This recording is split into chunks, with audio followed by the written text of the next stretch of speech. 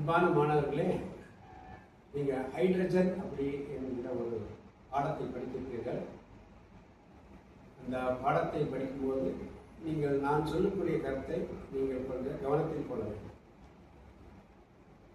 கிட்டத்தட்ட 118 தனிமங்கள் இந்த உலகத்தில் இருப்பதாக அறிஞர்கள் அறிவியலாளர்கள் கண்டுபிடித்துள்ளார்கள்.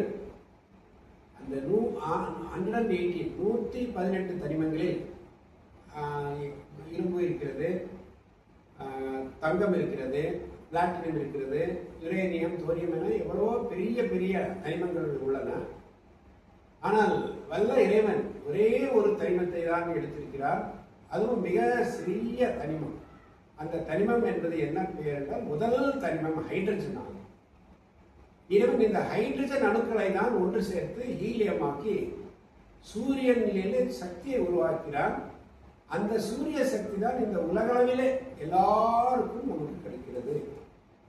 அப்போது ஒரு உலகளாவிய சக்திக்கு அவன் மிக எளிமையான உள்ள தனிமமாகிய ஹைட்ரஜன் எடுத்திருக்கிறார்.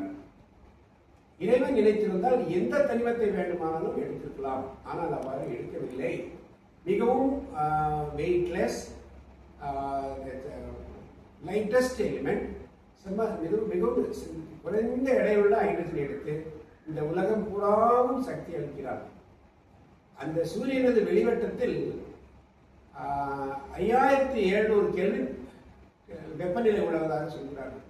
எந்த ஒரு இரும்பும் கூட நிற்க முடியாது, உருகிவிடும்.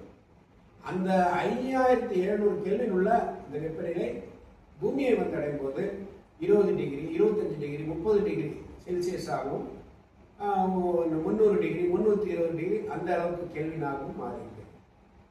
இவ்வளவு விஷயத்தை உள்ளாக்கியவன் எளிமையான தனிமத்தை தான், ஹைட்ரஜனை தான் எடுத்துள்ளார். இதிலிருந்து என்ன புரிகிறது என்றால், இறைவனோட படைப்பில் நாம் கருப்பாக இருக்கலாம், சிவகப்பாக இருக்கலாம், உயரமாக இருக்கலாம், குட்டையாக இருக்கலாம், நொண்டியாக இருக்கலாம், உடமாக இருக்கலாம், அழகாக இருக்கலாம்.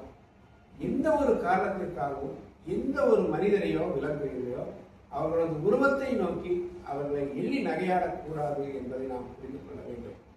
மீண்டும் மாணவர்களே, நாம் ஒரு மனிதனையோ ஒரு மிருகத்தையோ ஒரு செடி கொடியோ நாம் எள்ளி நகையாடுவோமானால் அது அந்த உருவத்தையோ அல்லது மனிதர்களையோ நாம் ஏளனம் செய்வதாக இருக்காது. அது நம்மை படைத்த இறைவனையே ஏளனம் செய்வதாக இருக்கும். எனவே இந்த ஹைட்ரஜன் என்கின்ற இந்த பாடத்தை படிக்கும் பொழுது நாம் ஒரு நல்ல விஷயத்தை தெரிய வேண்டும். என்னவென்றால், எந்த ஒரு மனிதராகவும் சரி, எந்த ஒரு விலங்கினமாகவும் சரி, அவர்களது படைப்பின் காரணமாக அவர்களை நோக்கி எள்ளி நகையாடக்கூடாது என்பதை நாம் முக்கியமாக தெரிந்து கொள்ள வேண்டும்.